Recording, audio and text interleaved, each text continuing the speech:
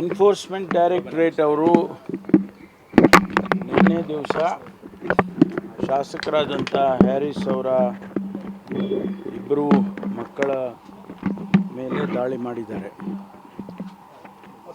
ಅದರ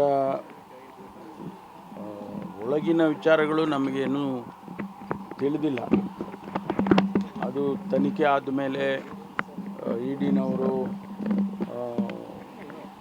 ಸ್ಟೇಟ್ಮೆಂಟ್ ಕೊಟ್ಟ ಮೇಲೆ ಯಾವ ವಿಷಯಕ್ಕೆ ಅವರು ದಾಳಿ ಮಾಡಿದ್ದಾರೆ ಮತ್ತು ಏನೆಲ್ಲ ಡೀಟೇಲ್ಸು ಅವರಿಗೆ ಸಿಕ್ಕಿದೆ ಅನ್ನೋದನ್ನು ಅವರೇ ಹೇಳಬೇಕು.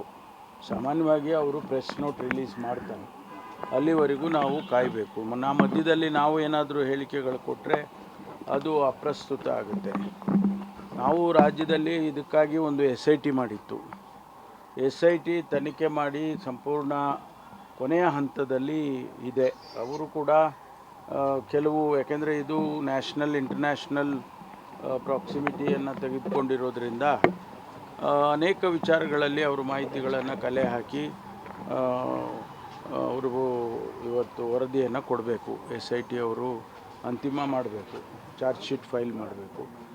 ಆ ಹಂತದಲ್ಲಿ ಇದೆ ಅಂಥೇಳಿ ನಮ್ಮ ಅಧಿಕಾರಿಗಳು ತಿಳಿಸಿದ್ದಾರೆ. ಒಂದು ಕಡೆ SIT, ಇನ್ನೊಂದು ಕಡೆ ಈ ED, ಅದಕ್ಕೇನಾದರೂ ಕನೆಕ್ಟ್ ಇದ್ದರೆ ಅದನ್ನು ಅವರೇ ಹೇಳಬೇಕಾಗ್ತದೆ. ಯಾಕೆಂದರೆ ನಮಗೆ ಇನ್ನೂವರೆಗೆ ಅದರ ಬಗ್ಗೆ ಮಾಹಿತಿಗಳು ಇಲ್ಲ, ಯಾವುದೇ ರೀತಿಯ ಮಾಹಿತಿಗಳು ಇಲ್ಲ. ವಿಳಂಬ ಅಂತ ಹೇಳೋದಕ್ಕಿಂತ ಅವರು ತನಿಖೆ ಮಾಡಬೇಕಲ್ಲ, ತನಿಖೆಗೆ ಮಾಹಿತಿಗಳೆಲ್ಲ ಸಿಕ್ಕುವವರೆಗೂ ಅವರು ಅದನ್ನು ಮಾಡ್ತಾನೆ ಇರ್ತಾರೆ. ಅದರಲ್ಲಿ ಸ್ವಲ್ಪ ಮಟ್ಟಿಗೆ ವಿಳಂಬ ಆಗಿದೆ ಅಂತ ನಮಗೆ ಮೇಲ್ನೋಟಕ್ಕೆ ಅನಿಸ್ಬೋದು, ಆದರೆ ಅವ್ರಿಗೆ ಮಾಹಿತಿಗಳು ಸಿಗಬೇಕಲ್ಲ.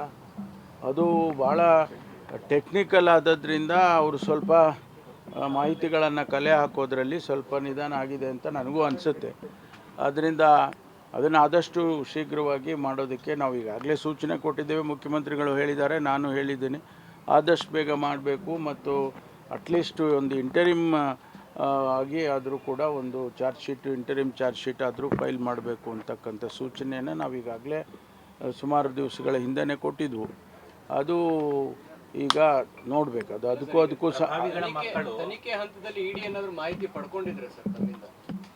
ಅದು ಇಲಾಖೆಯಲ್ಲಿ ತೊಗೊಂಡಿದ್ರೆ ನಾನೇನು ಹೇಳೋಕ್ಕಾಗೋದಿಲ್ಲ. ಯಾಕೆಂದರೆ ಅವರಿಗೆ ಇರುತ್ತೆ, ಅದು ಎಲ್ಲೆಲ್ಲಿ ಅವರಿಗೆ ಮಾಹಿತಿ ಇದೇ ವಿಚಾರ ಆದರೆ ಅವ್ರ ಮಾಹಿತಿ ತೊಗೊಂಡಿರ್ಬೋದು. ಅಥವಾ ಈ ವಿಷಯದಲ್ಲಿ ಅಲ್ಲ ಬೇರೆ ವಿಷಯದಲ್ಲಿದೆ ಅಂತ ಹೇಳಿದರೆ ಅದು ಬೇರೆ ರೀತಿ ಆಗುತ್ತೆ. ಅದು ಅವರೇ ಹೇಳಬೇಕಲ್ಲ. ಇಡಿನವ್ರು ಹೇಳೋವರೆಗೂ ಇದಕ್ಕೆ ಮಾಡಿದ್ದಾರೆ ಅಂತ ನಾವು ಸ್ಪೆಸಿಫಿಕ್ ಆಗಿ ನಾವು ಹೇಳಕ್ಕೆ ಬರೋದಿಲ್ಲ. ಹ್ಯಾರಿಸ್ ಅವ್ರ ಮಕ್ಕಳಾಗಲಿ, ರೆಹಮಾನ್ ಖಾನ್ ಮೊಮ್ಮಗ ಹಬೀಬ್ ಆಗಲಿ, ಶ್ರೀಕಿ ಜೊತೆ ಪ್ರಭಾವಿಗಳ ಮಕ್ಕಳ ನೆಂಟಿ ಇಟ್ಕೊಂಡಿರುವಂಥದ್ದು ಆರ್ಥಿಕವಾಗಿ ಈ ವಿಷಯನೇ ನೀವು ಹೇಳ್ದಂಗೆ ಅದೇ ವಿಷಯ ಅಂತಾದರೆ ಅದೆಲ್ಲ ಹೊರಗಡೆ ಬರುತ್ತೆ. ಯಾರ್ಯಾರು ಕನೆಕ್ಟ್ ಇದ್ದರು, ಯಾರ್ಯಾರು ಸಂಪರ್ಕ ಇದ್ದರು, ಅವರ ಇನ್ವಾಲ್ವ್ಮೆಂಟ್ ಏನಿದೆ ಅದೆಲ್ಲ ಹೊರಗಡೆ ಬರುತ್ತೆ. ಬಿಜೆಪಿ ನಾಯಕರ ಹೆಸರುಗಳು ಕೂಡ ಕೇಳಿ ಬಂದಿತ್ತು ಸರ್. ತಾವು ವಿಪಕ್ಷದಲ್ಲಿರೋ ಸಂದರ್ಭದಲ್ಲಿ ಹೋರಾಟ ಎಲ್ಲ ಮಾಡಿದ್ರಿ, ಇದ್ರ ಬಗ್ಗೆ ಸುದ್ದಿಗೋಷ್ಠಿಗಳು ಮಾಡಿ ಬಿಜೆಪಿ ನಾಯಕರ ಇನ್ವಾಲ್ವ್ಮೆಂಟ್ ಇದೆ ಅಂತೆಲ್ಲ ಮಾತನಾಡಿದ್ರಿ. ಇದು ಸೆಲೆಕ್ಟಿವ್ ನಾವು ಅಥವಾ ಯಾರೇ ಮಾತಾಡಿದರೂ ಕೂಡ ಮಾತನಾಡೋದಕ್ಕೂ ತನಿಖೆಯಲ್ಲಿ ವಿಚಾರಗಳು ಆಚೆ ಬರೋದಕ್ಕೂ ಕೂಡ ಬೇರೆ ಬೇರೆ ಇರುತ್ತೆ. ಅನೇಕ ಸಂದರ್ಭದಲ್ಲಿ ನಾವುಗಳೆಲ್ಲ ಏನೇನೋ ಮಾತಾಡಿರ್ತೀವಿ, ರಾಜಕಾರಣವಾಗಿ ಮಾತಾಡಿರ್ತೀವಿ, ಆದರೆ ಅದು ತನಿಖೆಯಲ್ಲಿ ಬರಬೇಕಿಲ್ಲ. ತನಿಖೆಯಲ್ಲಿ ಒಂದು ವೇಳೆ BJP ನಾಯಕರದು ಅಥವಾ ಇನ್ಯಾರ್ದೋ ನಾಯಕರದು, ಕಾಂಗ್ರೆಸ್ನವ್ರದ್ದು, ಯಾರ್ದಾದ್ರೂ ಇರಲಿ, ಅದು ಆಚೆ ಬಂದಾಗ ಗೊತ್ತಾಗ್ತದೆ ನಮಗೆ. ವಿಳಂಬ ಆಯ್ತು ಅಂತಾನೆ ಹೇಳ್ತಿದ್ದಾರೆ ಸರ್. BJP ಅವರು ಕೂಡ ಸವಾಲು ಹಾಕ್ತಿದ್ದಾರೆ, ಇಷ್ಟು ವರ್ಷ ಏನು ಮಾಡ್ತಿತ್ತು ಸರ್ಕಾರ? ಆಯ್ತು, ಈಗ ಅವ್ರು ಹೇಳೋ ಪ್ರಕಾರ ED ದಾಳಿ ಮಾಡಿದೆ, EDಗೆ ಮಾಹಿತಿ ಸಿಕ್ಕುತ್ತಲ್ವಾ. ಈಗ ಅದನ್ನು ಮತ್ತು ನಮ್ಮ SIT ವರದಿನೂ ಎಲ್ಲ ಒಟ್ಟೊಟ್ಟಿಗೆ ಆಗ್ತದೆ. ರಾಜಕೀಯ ಪ್ರೇರಿತ ದಾಳಿ ಅಂತ ಅನ್ಸುತ್ತೆ ಸರ್, ಪ್ರಿಯಾಂಕರ್ಗೆ ಆರೋಪ ಮಾಡಿದ್ದಾರೆ. ಈಗ ನಾವು ಯಾವುದನ್ನು ಕೂಡ ಈಗ ನಾವೆಲ್ಲವನ್ನು ಹೇಳ್ತಾನೆ ಇರ್ತೀವಿ, ಆದರೆ ಸತ್ಯಾಂಶ ನೋಡಬೇಕಲ್ಲ. ನಮ್ಮ ಕಾರ್ಯಕ್ರಮಗಳನ್ನು ನೀವು ನೋಡ್ತಾ ಇದ್ರೆ ನಮ್ಮ ಚಾನೆಲ್ ಅನ್ನ ಸಬ್ಸ್ಕ್ರೈಬ್ ಮಾಡಿ, ಪಕ್ಕದ ಬೆಲ್ ಐಕಾನ್ ಒತ್ತಿ ನಮ್ಮನ್ನ ಬೆಂಬಲಿಸಿ. ಹಾಗೆ ನಮ್ಮ ಕಾರ್ಯಕ್ರಮಗಳನ್ನ ಲೈಕ್ ಮಾಡಿ, ಕಮೆಂಟ್ ಮಾಡಿ, ಅದನ್ನ ಬೇರೆಯವರಿಗೂ ವಾಟ್ಸ್ಆಪ್ ಮೂಲಕ ಶೇರ್ ಮಾಡಿ.